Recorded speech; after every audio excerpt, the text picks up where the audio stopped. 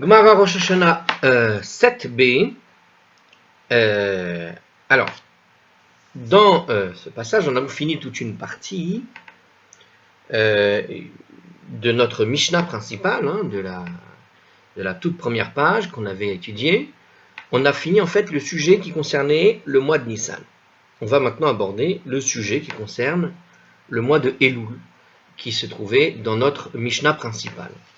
Je rappelle la Mishnah principale, puisqu'on va répéter justement un morceau. Donc on avait dit dans la Mishnah principale, si on regarde la toute première page qu'on a étudiée, la page 2a au tout début, il y a 4 débuts d'année. Le premier Nissan est le début de l'année pour les rois et pour les fêtes. Et maintenant on va passer à ce passage qui est la suite. Le premier Elul est le début de l'année pour le Maaser des animaux. Toutefois, Rabbi Eliezer et Rabbi Shimon disent que c'est le premier Tishri.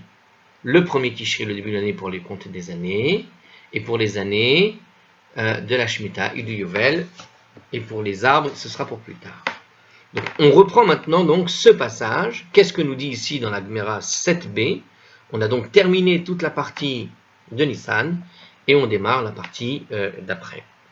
Be'echad be'elul Rosh Hashanah, les Maaser behema. Le premier Elul est le début de l'année pour le Maaser des animaux. C'est ce que nous apporte la Gemara, qui donc est en train de citer la Mishnah que je viens de rappeler à la page de 1. Pour ce passage. Alors la Gemara pose la question. Mani, de qui? Alors, de qui en gros, la question c'est, comme il dit dans le petit commentaire qui suit ici, il parle ici de l'opinion en fait. C'est l'opinion de qui est suivie lorsque la Mishnah affirme cette loi, que le premier Elul est le début de l'année pour les animaux, le Maaser des animaux. Hein? Donc, on a Elul, on a le mois de Tishri, puis ensuite Marcheshvan, le mois de Elul, et donc le premier Elul, c'est le début pour le comptage du Maaser des animaux. On avait déjà fait une petite explication là-dessus. Alors, répond la Gemara, on veut savoir de qui ça vient, qui c'est qui nous a appris ça. Et il nous dit que c'est Rabbi Meir. Rabbi Meir, et on voit d'ailleurs souvent, c'est étrange parce que des fois, Rabbi Meir, ils l'ont surnommé les autres. Ici, c'est Rabbi Meir sans ambiguïté. Enfin, bon, en tout cas, apparemment, la plupart du temps, on voit souvent que c'est Rabbi Meir qui s'exprime. Ditania, pourquoi il nous dit que c'est Rabbi Meir? Parce qu'il y a une preuve en fait. Ditnan, car on a appris dans une autre Mishnah. D'accord? Il y a une autre Mishnah qui nous a été enseignée et qui dit textuellement, alors cette Mishnah vous la trouverez dans Berachot 57b, pour celui qui veut chercher. Donc on sait que c'est Rabbi Meir, car Rabbi Meir a dit, deux points, ouvrez les guillemets. Donc il y a une Mishnah qui dit comme ça, Rabbi Meir Omer, Rabbi Meir a dit, Be'echad be'elul Rosh Hashanah el Maaser behema, le premier Elul est le début de l'année pour le Maaser des animaux, c'est la même phrase. Donc on a la même phrase dans Berachot 57b et dans la Mishnah de notre Gemara Rosh Hashanah au tout début, page 2a. Donc on a exactement la même phrase, sauf que dans la phrase qui se trouve dans Berachot, il y a écrit textuellement, c'est Rabbi Meir qui l'a dit. Donc quand tu vois la même phrase ailleurs, c'est que c'est le même qui l'a dit. Velari Galim Mani. Et qui est le Tana, dans notre Mishnah, qui suit l'opinion lorsqu'il déclare que Nissan marque le début de l'année pour les fêtes? On revient finalement à Nissan ici, mais plus dans une recherche de qui dit quoi. Rabbi Shimon, c'est Rabbi Shimon. Emma Sefa. Alors, Emma Sefa énonce maintenant la fin de cette partie de la Mishnah. Si on voit la fin de la Mishnah, qu'est-ce qu'ils disent dans la Mishnah? Alors, quelle Mishnah? Donc c'était Rabbi Shimon qui pensait, alors déjà un petit commentaire sur Rabbi Shimon, effectivement on se rappelle que c'est Rabbi Shimon qui disait qu'on est coupable d'avoir retardé qu'après le passage des 3 fêtes, dans l'ordre, c'est-à-dire en commençant par Pessah en Nissan. Donc l'idée, effectivement, alors on va revoir, parce que alors c'est bizarre, parce que ça part un peu dans tous les sens. Pourquoi il me parle, il revient sur Nissan, il aurait commencé par Nissan, on aurait... Alors, donc je rappelle la Mishnah, le premier Nissan est le début de l'année pour les rois et pour les fêtes. Donc ce et pour les fêtes, d'où ça vient? Ça vient de Rabbi Shimon, justement, qui nous avait appris, effectivement, Alors ça, c'est une conclusion de ce qu'on l'avait déjà dit. Hein. Donc c'est Rabbi Shimon qui l'a donc dit. Donc c'est Rabbi Shimon qui nous avait donc appris que, voilà, à propos de l'interdiction de retarder, et que ça doit se faire dans l'ordre. Donc ce premier Nissan, c'était pour les fêtes, à propos des vœux, quand tu fais un vœu que tu prévois d'aller donner un sacrifice, etc., qu'il doit y avoir les 3 fêtes dans l'ordre. Bien. Bon, alors pour le moment, il n'y a pas vraiment de difficulté. Emma Sefa énonce maintenant la fin de cette partie de la Mishnah. Donc cette Mishnah, qu'est-ce qu'elle nous dit? Elle nous dit comme ça, donc vous vous rappelez, hein, on va la rappeler ici, donc, Rabbi Elazar et Rabbi Shimon Omrim, Rabbi Elazar et Rabbi Shimon disent Be'echad Betishri, que c'est le début de l'année pour le Maaser des animaux, le premier Tishri. Donc pour Rabbi Elazar, pour Rabbi Shimon, c'est pas le premier Elul, c'est le premier Tishri. Donc on parle du même sujet, qui est le sujet du Maaser des animaux. Très bien. Mais c'est entremêlé, hein. Vous avez vu, on parlait du Maaser, soudain on est revenu au problème des Nedarim avec les Nissan, au milieu, comme ça, et puis maintenant on revient sur le sujet du Maaser. Ok, bon, ben voilà, donc il nous dit que c'est le premier Tishri, donc je rappelle le sujet, hein, le début de l'année pour le Maaser des animaux. Hein. Le Maaser, c'est quand on prend 1/10 des animaux, qu'on doit les choisir, etc. Hein. À revoir le tout début de vidéo si jamais vous avez un doute sur cette question-là, mais normalement on l'a fait. Rechavé Sefa, Rabbi Shimon. Et il ressort que le début et la fin de la Mishnah suivent donc Rabbi Shimon. Umtsiata, Rabbi Meir. Et que la partie au milieu, c'est Rabbi Meir. Ah, regardez le problème de la Gemara. En fait, c'est une question de la Gemara, là. Il y a un problème. Il dit la chose suivante. En même temps, voilà, vous avez vu ma surprise. Je trouvais bizarre qu'ils étaient en train d'entremêler tout. Et bien, en fait, cette surprise-là, c'est la surprise de la Gemara qu'elle est en train de nous poser, justement. Elle dit, il y a un problème dans la construction de cette Mishnah. La Mishnah, au tout début, quand on a énoncé la Mishnah, qu'est-ce qu'on voit? On voit que le premier Elul est le début de l'année pour le Maaser des animaux. Cette chose-là a été établie par Rabbi Meir. Puisqu'il y a une Mishnah qui nous apprend ailleurs exactement la même phrase. Donc c'est Rabbi Meir qui le dit. Bon. Alors voilà que Rabbi Meir nous dit ça. Mais juste avant, c'était Rabbi Shimon qui nous avait dit que pour les fêtes, il y avait le retard. On n'avait pas le droit de retarder. La question sur le retard, hein, quand je dis le retard, la question sur l'interdiction de retarder les animaux, c'était Rabbi Shimon. Donc on a un passage qui commence avec une évocation de ce qu'a dit Rabbi Shimon, puis soudain on passe au Maaser des animaux qui est un passage dont on a trouvé que c'était effectivement Rabbi Meir, et puis juste après, qu'est-ce qu'on dit? On dit Rabbi Elazar et Rabbi Shimon, ils disent que c'est le premier Tishri, on revient sur Rabbi Shimon. Et c'est là qu'il y a un souci. D'accord? On revient sur Rabbi Shimon qui parle donc avant, puis soudain on te lance un passage qui vient de Rabbi Meir, et puis on revient tout d'un coup encore à ce qu'a dit Rabbi Shimon, avec Rabbi Eliezer.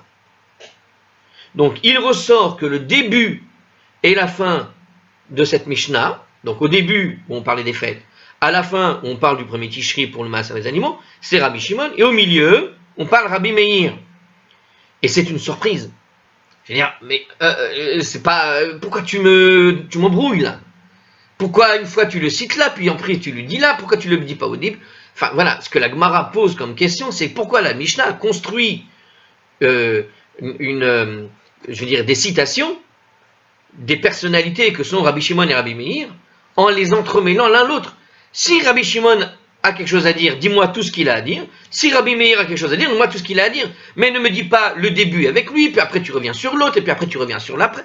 Tu vois, c'est complètement mélangé. Qu'est-ce que c'est que cette construction? D'où ça sort? Pourquoi ils ont construit la Mishnah en mêlant les avis des uns et des autres, sachant que tu vas réutiliser les avis de un en particulier, qui est Rabbi Shimon, tu le mets au début, tu le mets à la fin, mets-moi tout d'un coup l'un, et puis mets-moi tout d'un coup après l'autre.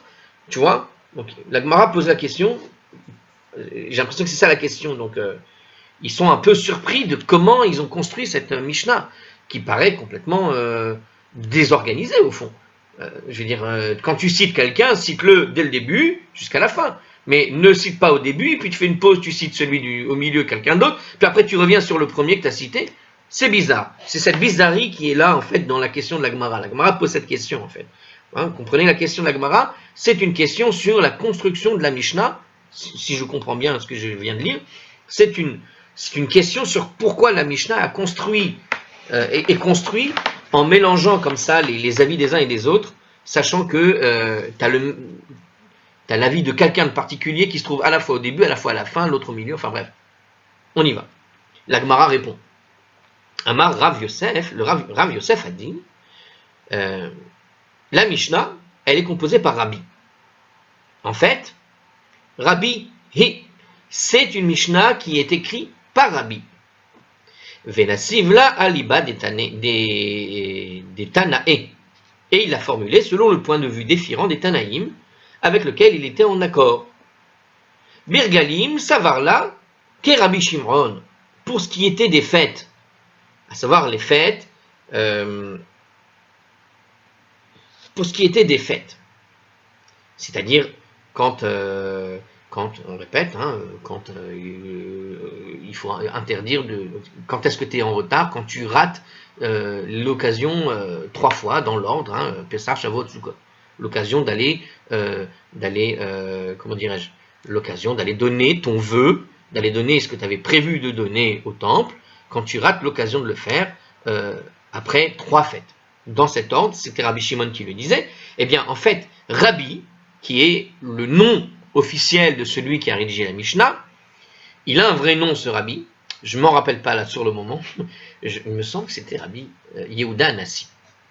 Mais je n'en suis pas sûr, mettez ça de côté. En tout cas, Rabbi, c'est comme ça qu'on l'appelle, the Rabbi, quoi. Le Rabbi. Pas celui des Lubavitch, hein, qui arrive 2000 ans plus tard, mais le Rabbi qui a écrit la Mishnah principale. En général, quand une Mishnah n'est pas nommée, ça veut dire que c'est Rabbi qui l'a écrit. Et théoriquement, Rabbi, c'est Rabbi Yehuda Hanassi. Voilà. Si je ne me trompe pas. Si je me trompe, je vous le dirai quand un commentaire nous dira de qui il s'agit. Est-ce qu'il le dit ici? Il ne le dit pas tout de suite. C'est bien dommage. Alors, en tout cas, qu'est-ce qu'on voit? Il dit, en fait, Rabbi a donné son point de vue. Il a donné, tout simplement, la Mishnah qu'on a lu au tout début, c'était la Mishnah de Rabbi Yehuda Hanassi qui a donné ce qu'il sait, ce qu'il pense. Maintenant, dans ce qu'il pense, il a donné en même temps, il a formulé, selon des points de vue différents, de Tanaïm, mais avec lequel il était d'accord. Donc en fait, il donne son point de vue, sur lequel il est d'accord, en appuyant son point de vue avec les rabbis sur lesquels il est d'accord. Les Tanaïm, ce sont les rabbis de la Mishnah, hein, les gens qui ont vécu, je rappelle, entre moins 200 plus 200 environ. Hein. Donc ce qui se passe, Birgalim, Savarla qui est Rabbi Shimron, pour ce qui est des fêtes. Et donc l'interdiction de retarder, il est en accord complètement avec Rabbi Shimon, ou Bemaaser Behema, Savarla qui est Rabbi Meir, mais pour ce qui est de la dîme des animaux, hein, du maaser des animaux, il pense comme Rabbi Meir, tout simplement. Donc il pense comme Rabbi Meir, donc il a donné en fait les avis sur lesquels il était en accord, tout simplement. Alors Gemara pose la question, mais attends, si c'est ainsi, si c'est comme ça, si tu penses que la Mishnah suit l'opinion d'un seul Tana, ok? Pourquoi est-ce qu'elle va dire, pourquoi il va dire qu'il y a 4 débuts d'année? Chamisha, Havu. En fait, il devrait y en avoir 5. Alors vous allez me dire, mais alors là, j'ai pas compris. Alors on va compter, parce qu'il y a dans les avis de la Mishnah, on va revoir la Mishnah 2 secondes, on va voir s'il y a 4 ou 5 débuts d'année. On parle de 4 débuts d'année. Le premier Nissan est le début de l'année pour les rois et pour les fêtes. Le premier Elul est le début de l'année pour le Maaser des animaux. Toutefois, Rabbi Elazar et Rabbi Shimon disent que c'est le premier Tishri. Le premier Tishri est le début de l'année pour les années, et pour les années de Shemitah de Yovel, et pour les jeunes arbres. Le premier Shabbat est le début de l'année pour les arbres, selon l'opinion de Rabbi Bet Shammai. Bet Hillel dit c'est le 15e jour de Shevat. Bon, je vois pas 5, je vois 4. Alors on va voir. Ah, en fait il y en a 5. Et là on va se rappeler ce qu'on avait dit à propos de Nissan encore. Parce que l'opinion de Rabbi Shimon, comment il compte les vœux, il ne les comptait pas au niveau du premier Nissan, il les comptait au niveau du 15 Nissan. Hein. Je vous avoue que j'ai entrevu 2-3 mots du commentaire qui me met sur la piste. C'est pas juste à la lecture, hein. Soyons honnêtes. J'ai fait comme ça à un petit moment donné, j'ai regardé, tic-tac. Ça a pris une seconde de voir le petit mot clé, indice, qui permet de réfléchir. C'est pas sûr que ce soit ça. Alors on va lire quand même. Alors qu'est-ce qu'il dit ici dans le commentaire? Comment ça se fait qu'il parle de 5 premières années ici, 5 débuts d'année à la suite de cette lecture? Et pourquoi il dit que c'est en fait 5? Alors regardez. Il dit, on a le premier Nissan et le 15 Nissan. Voilà, c'est la nouveauté en fait. Donc c'est bien ça. Mais pourquoi il dit qu'il y a le 15 Nissan en plus ici? Donc, à cause de Rabbi Shimon. Si vous vous rappelez, Rabbi Shimon, il avait dit que justement, que quand on parle du premier Nissan, en fait, on parlait du 15 Nissan. D'accord? Et le 15 Nissan, c'était pour les ragalim, c'est-à-dire pour les fêtes. C'est-à-dire, lorsque tu fais un vœu, qu'est-ce qu'il dit Rabbi Shimon? Il dit que tu seras en retard si tu n'as pas donné le résultat de ton vœu, hein, si tu n'as pas donné ton sacrifice avant la fin de cette période, en commençant par la fête de Pessah. Donc il faut que Pessah y passe une fois, puis ensuite Shavuot ou Sukkot. Et si tu reviens à Pessah, si Pessah passe, tu as raté ton vœu. Tu l'as retardé. Et donc tu es chayav d'être en retard. Donc on voit quoi? On voit que Rabbi Shimon, la référence qui fait que quand tu passes cette date, tu as une nouvelle référence, tu as un comptage d'une année, d'un cycle entier. Donc en fait, c'est pas le premier Nissan qui est un cycle, mais c'est le 15 Nissan. Alors on avait expliqué que quand on parlait du premier Nissan, ça voulait dire on voulait préciser, c'est-à-dire le mois de Nissan dans lequel va tomber Pessah. Oui, mais c'est bien le 15 Nissan qui est le début d'un nouveau cycle. Et le premier Nissan, il est aussi le début d'un cycle, puisqu'il reste le premier Nissan, il reste bien le comptage des années pour les rois. Donc on a un comptage pour l'année pour les rois, et on a un comptage pour l'année, on pourrait dire, des vœux qui seraient passés en retard, c'est-à-dire pour accomplir son vœu. C'est le comptage pour, on pourrait dire, l'année des vœux, l'année où tu ne dois pas être en retard, hein, l'année où tu dois accomplir ton vœu. Tu as fait un vœu, ce vœu doit être accompli avant le 15 Nissan. Donc on a bien deux dates distinctes, le premier Nissan et le 15 Nissan. Donc ce sont deux dates bien distinctes. Donc il nous dit, si Rabbi Meir, si Rabbi tout court, celui qui a écrit notre Mishnah, qui a cité donc les 4 années, quand il a cité les 4 années, il a bien compté uniquement le premier Nissan. Alors on dit qu'il a suivi Rabbi Shimon pour les fêtes, mais Rabbi Shimon, lui, il est en train de te dire que le 15 Nissan, c'est vraiment un cycle, un début de cycle. Donc, si véritablement Rabbi suivait l'opinion de Rabbi Shimon dans ce sujet-là, il n'aurait pas dû dire qu'il y a 4 débuts d'année, mais 5 débuts d'année. Et on aurait bien eu tous les débuts d'année qu'on a déjà comptés, plus le 15 Nissan en plus. D'accord? Comme Rabbi Shimon. Et donc c'est pour ça qu'il pose la question, si véritablement il suivait l'opinion si Rabbi suivait l'opinion de Rabbi Shimon, eh bien théoriquement, il aurait dû dire dans sa Mishnah, si c'est lui qui l'a écrit pour sa propre réflexion, il aurait dû dire, il y a non pas 4 débuts d'année, mais 5 débuts d'année, en rajoutant ce début d'année pour les régalim, qui voulait dire le début d'année pour l'accomplissement des vœux et le fait d'être en tort si jamais tu dépasses. À savoir le 15 Nissan. Alors, si c'est ainsi, notre Mishnah, qui suit l'opinion d'un seul Tana, il aurait dû déclarer 5 et pas 4. Alors je l'ai dit autrement, mais c'est ce qui est écrit. Hein. Alors l'Agmara répond, Amar Rava, hein, Rava a dit, il a répondu à ça, Arba'a les livrés à Kol. La Mishnah veut dire que, en fait, selon l'opinion de tous, on compte, en fait, 4 débuts d'année.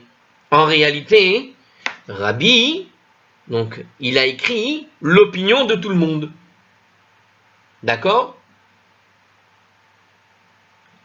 Même si lui pense qu'il y a 5 débuts d'année, quand Rabbi a écrit ce qu'il a écrit dans la Mishnah principale qu'on étudie, il l'a écrit, en fait l'opinion de tout le monde, ce que tout le monde pense, parce que tout le monde n'est pas d'accord avec Rabbi Shimon après. Selon Rabbi Meir, en fait, il y en a 4 Dal Regalim, parce que tu dois soustraire des 5 le début de l'année pour les fêtes. Les Rabbi Shimon, Arba'a. Pour Rabbi Shimon, il y en a 4, parce que tu dois soustraire, en fait, les 5 débuts d'année pour le Maaser des animaux. En effet, regardez, qu'est-ce qu'on vient d'apprendre? On a dit que pour Rabbi Shimon et Rabbi Eliezer, quel est le début du Maaser? Pour eux, le Maaser des animaux doit se faire le premier Tishri, pas le premier Elul. Donc, Rabbi Shimon, il pense que le début du Maaser, c'est le premier Tishri, pas le premier Elul. Donc, pour tout le monde, il y a 4 débuts d'année, parce que quand Rabbi Shimon va compter ses années, Rabbi Shimon, il va dire, il y a le premier Nissan pour les rois, il y a le 15 Nissan pour les vœux, et il y a le premier Tishri pour le Maaser des animaux, et à la fin, il y a le début des années pour les arbres. Et Rabbi, celui qui a écrit la Mishnah, il a dit aussi qu'il y en a 4. Pourquoi? Parce que même s'il pense comme Rabbi Shimon, il y en aura 4. Et s'il ne pense pas comme Rabbi Shimon, tu dois enlever l'opinion de Rabbi Shimon qui dit qu'il y a le 15 Nissan et le premier Tishri, comme début d'année, et tu rajoutes et tu remets le premier Elul, ce qui fera encore 4 au fond. Donc on a toujours 4 débuts d'année pour tout le monde. C'est-à-dire que tout le monde pense qu'il y a 4 débuts d'année, c'est juste que tout le monde ne situe pas les 4 débuts d'année au même moment. Et quand tu regardes dans les détails, effectivement, Rabbi Shimon va compter donc 1er Nissan, 15 Nissan, 1er Tishri, alors je ne me rappelle pas la dernière, ce qu'il dit lui ou l'autre, a priori, donc on va dire 1er Shevat ou 15 Shevat. Là, pour le coup, c'est pas que c'est soit l'un soit l'autre. D'accord? Si l'un pense l'un, il ne pensera pas l'autre. Parce qu'on parle de la même année pour le comptage des arbres. Hein, pour l'année des arbres. Donc, on a bien 4. Et si on pense comme les autres, qu'est-ce qu'ils pensent les autres? Ils disent le premier Nissan, le premier Elul, le premier Tishri, qui revient, lui, pour le comptage des années, depuis la création du monde, et pareil, le premier Shevat ou le 15 Shevat qui revient à 1 comptage, c'est-à-dire l'année des arbres. Donc ça nous fait 4 à chaque fois. Donc pourquoi il nous dit 4? Rabbi, parce que tout le monde pense 4, mais pas aux mêmes dates. Donc, selon Rabbi Meir, il y en a 4, parce que tu vas soustraire des 5 le début de l'année pour les fêtes, qui était le premier Tishri, tu vas l'enlever. Tu vas enlever le 15 Nissan, pardon. Le début d'année pour les fêtes, c'est le 15 Nissan. On va vérifier. Donc, Rabbi Meir pense, qu'est-ce qu'il pense? Il pense que le premier Elul marque le début de l'année pour le Maaser des animaux. Donc, mais il ne compte pas le 15 Nissan comme début d'année pour le décompte des fêtes. Parce qu'il considère, comme nous l'avons vu plus haut, qu'on est coupable d'avoir retardé l'accomplissement des vœux dès qu'une seule fête est passée. Ah oui, c'est vrai que c'était Rabbi Meir qui disait ça. Alors, pardon, oui, c'est vrai, on est en train d'expliquer Rabbi Meir. J'avais en tête que j'étais en train d'expliquer Rabbi Yehuda Hanassi. Alors, on va le refaire avec les commentaires, mais je pense que, voilà, en tout cas, j'ai donné les 2 opinions qui m'intéressaient, Rabbi Shimon et Rabbi. Il me manquait Rabbi Meir. Donc, effectivement, qu'est-ce que pense Rabbi Meir? Je répète, le premier Elul, c'est le début de l'année pour le Maaser. Il ne compte pas le 15 Nissan, lui, parce que lui, il disait que dès qu'une fête est passée, c'était fini. Donc pour lui, ça ne marche pas, cette histoire de 15 Nissan. Il compte probablement le reste, c'est le premier Nissan et les autres. C'est ça. Rabbi Shimon pense que le 15 Nissan marque le début de l'année pour les fêtes, mais lui ne compte pas les 4 débuts d'année, parce qu'il ne comptera pas le premier Elul, mais plutôt le premier Tishri, pour le Maaser des animaux. Or, Tishri est déjà compté comme début de l'année pour les autres fêtes, à savoir pour les autres sujets, comme le comptage des années. Donc, le premier Tishri était déjà dans une date fixe. Et donc, on revient toujours aux chiffres, très bien. Qu'est-ce qui nous manquerait à comprendre ici? Alors, je refais ici donc ce commentaire à propos des 5. Qu'est-ce qu'il dit Rashi? Mais si toute la Mishnah suit le point de vue de Rabbi, comme il pense que le début de l'année, pour la début des animaux est le premier Elul, la Mishnah devrait mentionner 5, bon ça on avait compris. Bon, voilà. Ok, on passe à la suite. La Gemara propose une autre réponse. Alors, donc c'est pas la seule solution en fait, à propos de ce problème des 4 ou des 5. Pourquoi il ne dit que 4 donc? Rav Nachman bar Yitzhak, il dit, Rav Nachman bar Yitzhak Amar Rav Nachman bar Yitzhak a dit, Arba'a Chodashim, la Mishnah veut dire que l'on compte 4 mois. Ou Bahen Kamar Sheshanim, et à l'intérieur desquels il y aura 4 débuts d'année, ce qui correspond bien au problème que j'avais sur Shevat. Shevat, on voit que c'était soit le premier Shevat, soit le 15 Shevat. Mais pour chacun, on savait qu'il y avait un début d'année à l'intérieur. Alors on peut agrandir cette pensée pour chaque mois qui est cité. Pour le mois d'Elul, le mois de Tishri, le mois de Nissan et le mois de Shevat. Donc quand il dit il y a 4 débuts d'année, Rav Nachman il dit, non, tu peux penser la chose en disant, c'est comme s'il y avait 4 mois dans lesquels il y aura un début d'année. C'est-à-dire que pour le mois de Nissan, il y a dedans un début d'année. Peut-être qu'il y en aura 2 débuts d'année, mais il y a dedans. Pour le mois de Shevat, il y a soit le 1, soit le 15. Pour le mois de Tishri et pour le mois d'Elul. Alors ça marche au début à chaque fois, mais l'idée c'est qu'il faut comprendre ça quand on dit qu'il y a 4 débuts d'année. Ce que veut dire Rabbi, qui a écrit la Mishnah, il dit il y a 4 mois dans lesquels il y a des débuts d'année. Voilà ce qu'il voulait dire. Et donc pour Nissan, il y aura en fait 2, mais en fait ce sera compté comme un seul, du coup. Très bien. La Gemara n'est pas d'accord, chers amis. Elle objecte. Mais Tivé, ils ont contesté à partir d'une braïta. Alors ils ont contesté, ils contestent quoi exactement? Cette interprétation ou le problème du...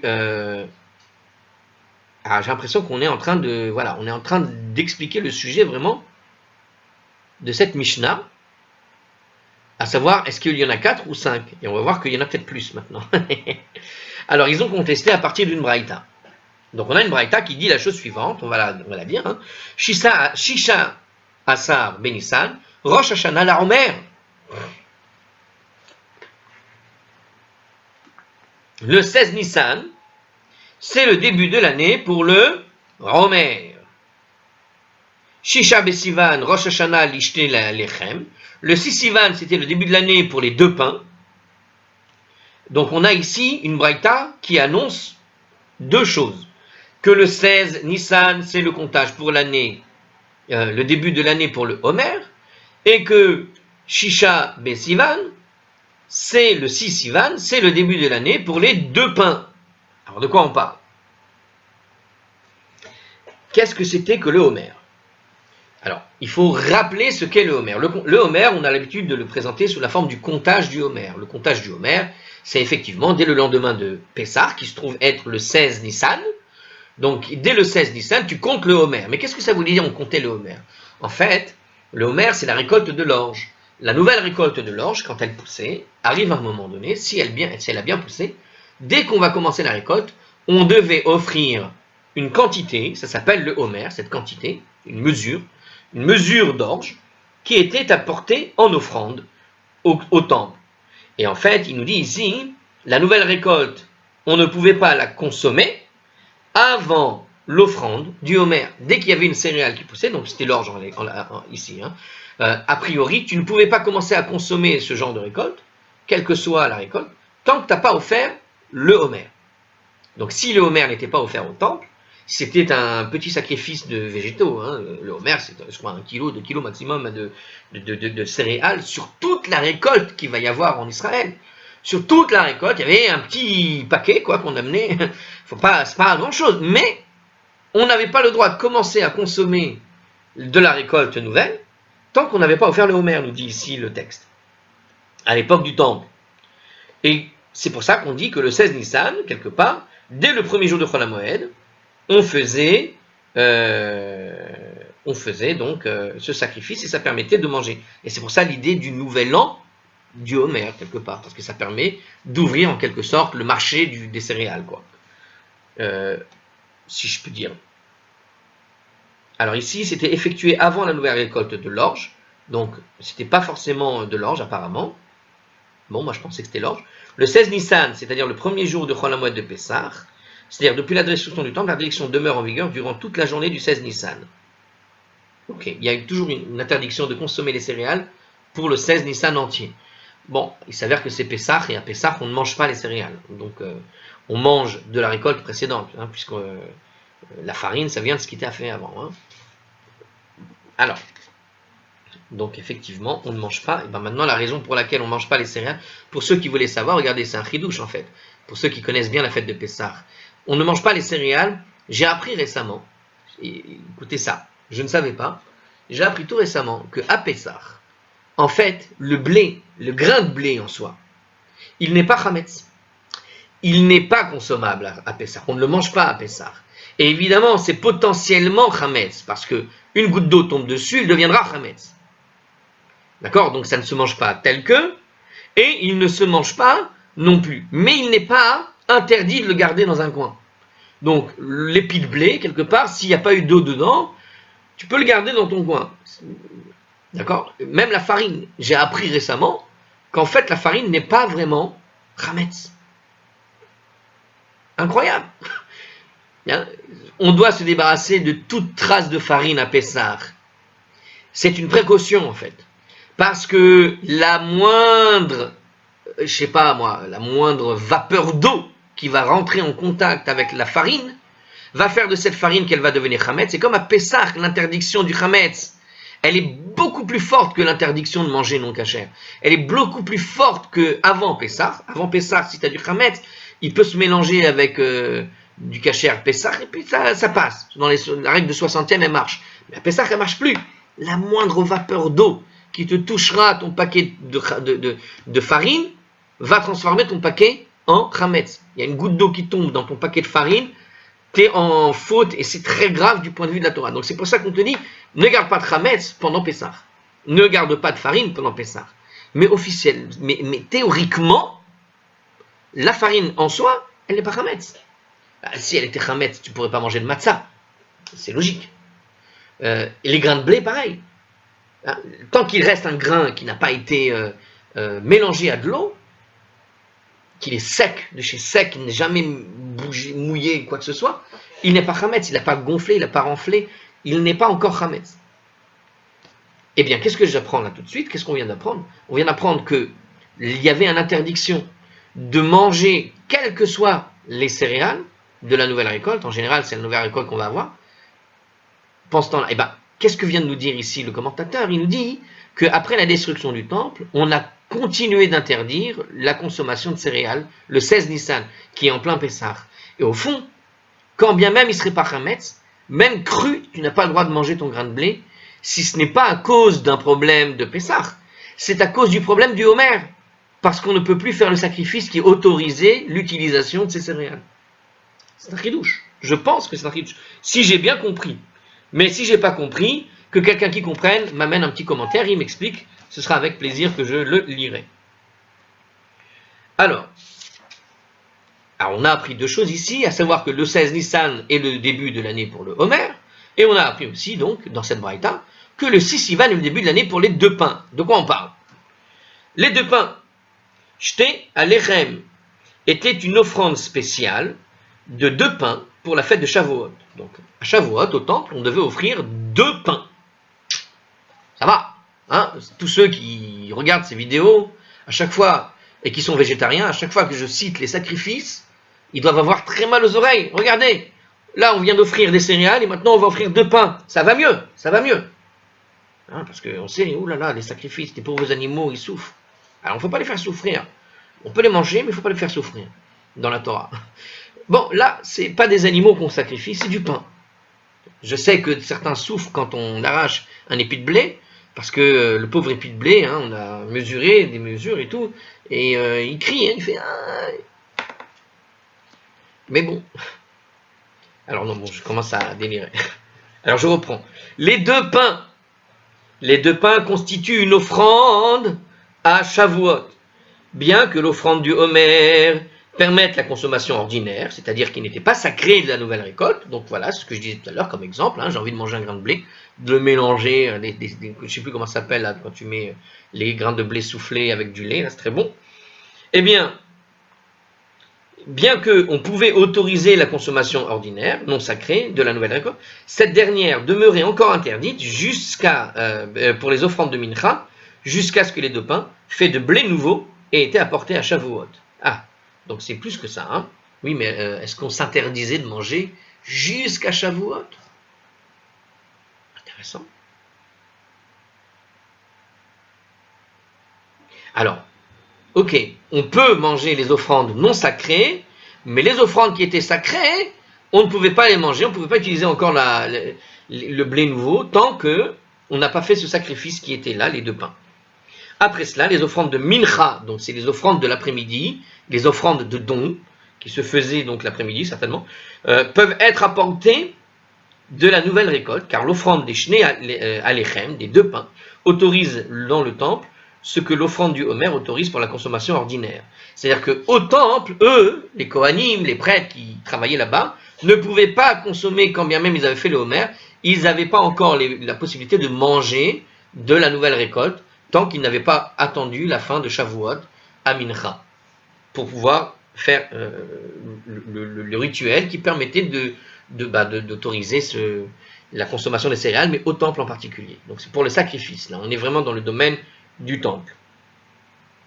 Alors, ici, il nous rajoute quelque chose. Alors ça, c'était Rashi qui parlait. Donc vis-à-vis de cette loi, le Sivan marque donc le début de l'année. Donc quelque part, voilà, c'est ça. On a 2 débuts d'année ici qui sont cités, le Homer pour la consommation finalement des céréales et le Sivan pour la consommation dans le temple des céréales. Dans le temple, il y a une sorte en 2 temps comme ça. Donc on a bien 2 nouvelles années. Alors ici, il nous donne quand même une réponse qu'on va sûrement analyser dans la Gemara, mais il nous donne ici en commentaire, on va le lire. Il ne faut pas interpréter littéralement cette braïta et comprendre qu'il existe en fait 2 débuts d'année. Voilà. L'un pour le Homer et l'autre pour les Shtei Lechem, car les 2 offrandes n'ont lieu qu'une seule fois par an. La braïta veut nous dire en fait que ces 2 jours marquent le début de l'année pour ce qu'elles viennent autoriser, c'est-à-dire la nouvelle récolte, à l'extérieur et à l'intérieur du temple.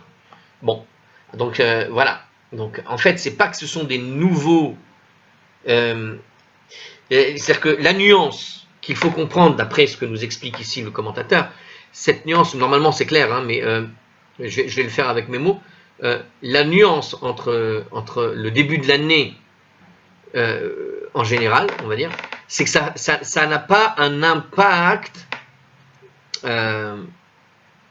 Ça n'a pas d'impact. Ça a un impact que sur des récoltes, en fait. C'est-à-dire, bon, comme il dit ici, hein, voilà, c'est pour ce qu'elles viennent autoriser. Ce sont des débuts d'année pour ce qu'elles viennent autoriser. C'est-à-dire que c'est comme si tu disais, comment dire, mais alors quelle différence avec les autres domaines? Pourquoi? Donc, ce sont juste un début d'année pour ce qu'elles viennent autoriser. C'est-à-dire que c'est trop, comment dire, c'est pas assez global, on pourrait dire ça. C'est-à-dire que l'idée de début d'année pour une récolte particulière, c'est vraiment trop restrictif pour dire c'est quelque chose qui a un impact global. Donc ça ne concerne véritablement que du blé ou de l'orge. Et comme c'est trop restrictif, et encore, quand je dis le blé, c'est le blé au temple, les céréales au temple, pour le deuxième, hein, par exemple. Donc c'est tellement restrictif, au fond, que ça n'est pas à considérer comme un début d'année, comme on a vu. En tout cas, ce que dit la Gemara, justement, or, selon Rava, que la Mishnah enseigne qu'il y a, alors, d'après Rava et cette braïta qui nous a montré, du coup, pour Rava, on devrait dire que la Mishnah enseigne qu'il aurait dû y avoir un enseignement de 6 débuts d'année, puisqu'on voit ici que le 16 Nissan est un début d'année, donc on va suivre ce que dit la Gemara, en disant, puisque la Mishnah nous dit que c'est un début d'année pour le Homer, et que cette autre braïta donc nous dit aussi que le Sivan est aussi un début d'année pour les 2 pains. Donc on a expliqué de quoi il s'agit, hein, les céréales dans le temple. Puisque on a 2 nouveaux années ici, du coup, cet argument supplémentaire vient nous dire, on avait, alors peut-être tu as raison pour les 4 débuts d'année, comme tu l'as expliqué, et comme Rav Nachman l'a expliqué à propos des débuts d'année sur les mois, mais on voit ici, quoique, pour les mois ça marche encore, hein. Ouais, ça marche encore. on voit ici qu'il y a 6 débuts d'année. Et selon Rav Nachman, qu'elle enseigne qu'il y en a 5, ce qui est logique. Donc pour Rava, oui, c'est ça. Pour Rava, quelle était l'opinion de Rava? Je rappelle rapidement que Rava il disait qu'il y en avait 4, mais parce que ça comprenait les avis de tout le monde. Mais quand tu prends les avis de tout le monde ici, tu te rends compte que pour Rava, il devrait y en avoir 6. Et que pour Rabbi Nachman, qui a dit que ça concernait les mois, puisque le 16 Nissan est dans le mois de Nissan, et que donc ça reste un seul début d'année, quoi, dans l'idée globale que les débuts d'année nous parlent des mois dans lesquels il y a dedans des débuts d'année. Donc on peut mettre le 16 Nissan à l'intérieur du 15 Nissan et du 1er Nissan, dans le même mois, d'accord? Mais pour Rav Nachman Bar Yitzhak, malgré tout, le 6 Sivan étant un nouveau mois, un autre mois, on voit ici que le 6 Sivan, on devrait dire 5 à ce moment-là. Donc, cette braïta qu'on vient de citer, le 16 Nissan et le 6 Sivan comme début d'année pour le Homer et pour les deux pains, on voit bien que selon l'avis des uns et des autres, on a soit 6 débuts d'année, soit 5 débuts d'année. Donc, on est en train de discuter vraiment de ce problème. Hein. Très bien. Alors, l'Agmara répond, Rav Papa a dit, Ki karashiv midé de chayel me oraita, que la Mishnah n'énumère que des choses qui prennent effet depuis la nuit. Ah, mais orta, pas mais oraita. Mais oraita, ça voudrait dire de la Torah. Mais orta, depuis qu'il y a de la lumière, c'est-à-dire la lumière qui commence à avoir dans la nuit, quoi. Des chayel, mais orta, qui prennent, quand ça commence, mais orta ici, ils le traduisent par la nuit, le début de la nuit. Bon, la tombée de la nuit, d'accord, je ne comprends pas la traduction. D'accord. Kika hashiv midi de chayel, mais orta. La Mishnah n'énumère que des choses qui prennent effet depuis la nuit, sous-entendu jusqu'au matin, parce que Meorta, c'est jusqu'à la lumière, donc c'est la lumière du matin ici. D'accord, j'ai compris l'idée. Midé de lo chayel Meorta, lo kachashiv, mais les choses qui ne prennent pas effet depuis la nuit, elles ne les comptent pas. Alors, qu'est-ce que ça veut dire ça prend depuis effet la nuit. D'accord, j'ai compris.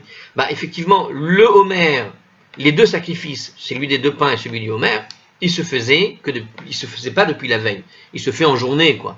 Donc, on ne compte un début d'année que quand on a un jour complet, tu vois. Donc, or là, c'est un moment qui va se passer, qui va se dérouler à un moment en plein milieu de la journée. On va décider d'offrir effectivement le sacrifice du Homer ou le sacrifice des deux pains. Bon, c'est des choses qui se passent en journée, et c'est là que ça marque un début d'année.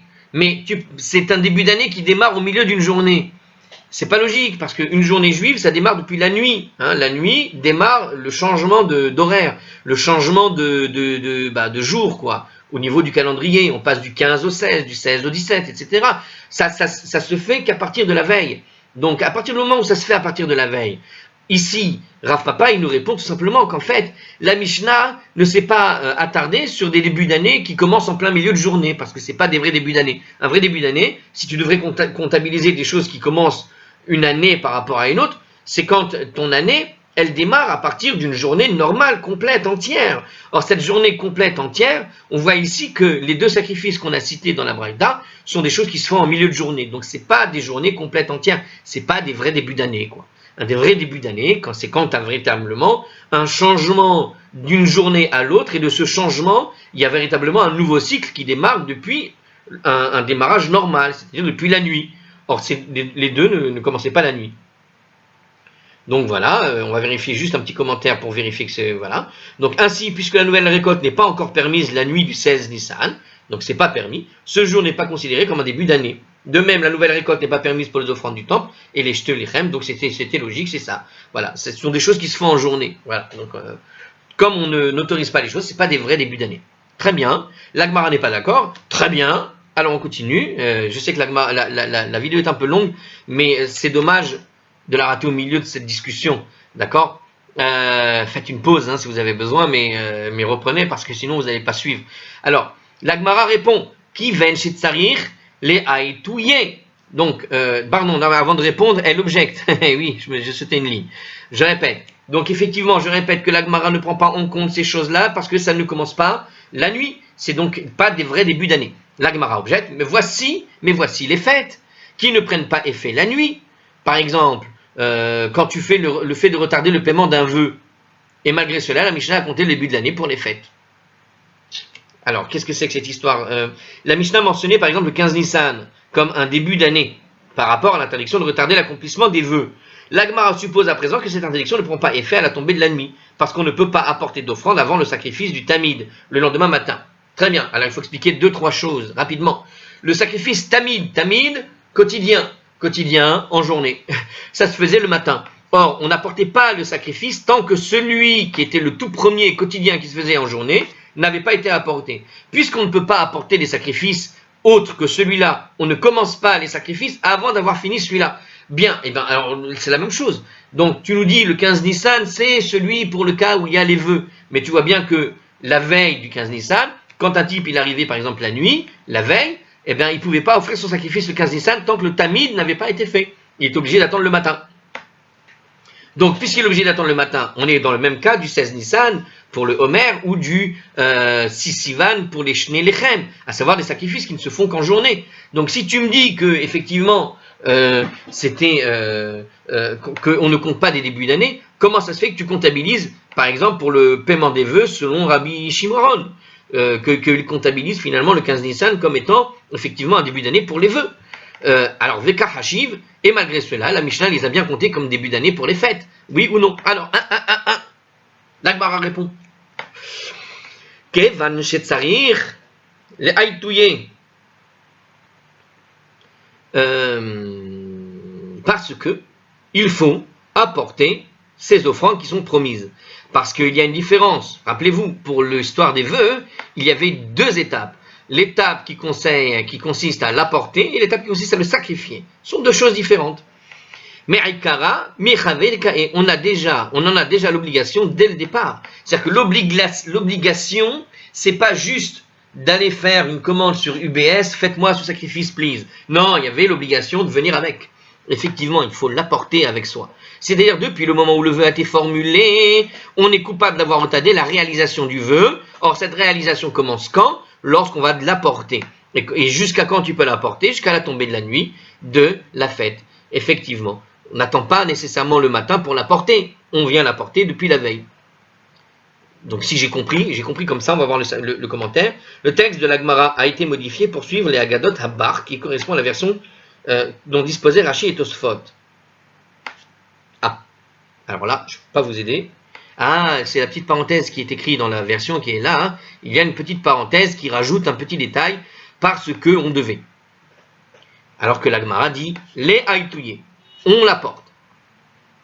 Donc en fait, on a juste rajouté une petite... la Gemara, cette parenthèse, vient nous apprendre tout simplement qu'elle a été légèrement modifiée, mais parce qu'elle a été modifiée en fonction de ce que nous a raconté Rashi. En fait, Rashi a rapporté ces mots, et ils ont rajouté les mots que Rashi nous a donnés. Bon, ça c'est un détail. On est tenu d'apporter son offrande depuis le moment où on a formulé le vœu.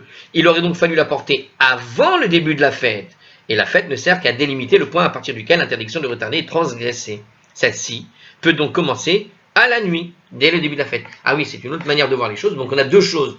On doit l'apporter avant le début de la nuit, mais ça sert aussi à limiter le moment où tu es déjà en retard. C'est-à-dire que si tu l'as apporté, mais que tu es la veille, et c'est la dernière limite, eh ben voilà, tu as passé la limite. Donc cette limite, elle commence à la veille, tout simplement. C'est la veille pour l'interdiction d'apporter. Or, voilà, je pense que bon, c'est clair.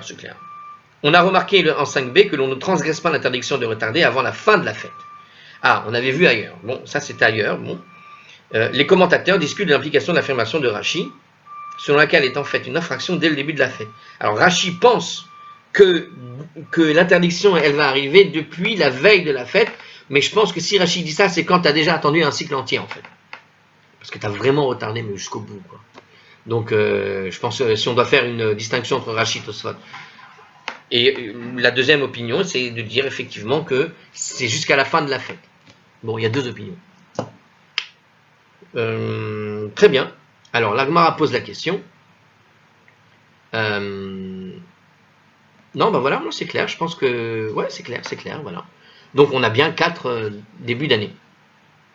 Alors, il continue quand même dans cette discussion, parce qu'on est en train de dériver la discussion sur le problème des choses qui commencent la nuit ou le matin. Est-ce que je vous le laisse pour plus tard? Alors, je vais le laisser pour plus tard. On fera un petit topo sur tout ça Et avant de commencer la suite, effectivement, parce que ça va être compliqué après sinon. Allez, à plus.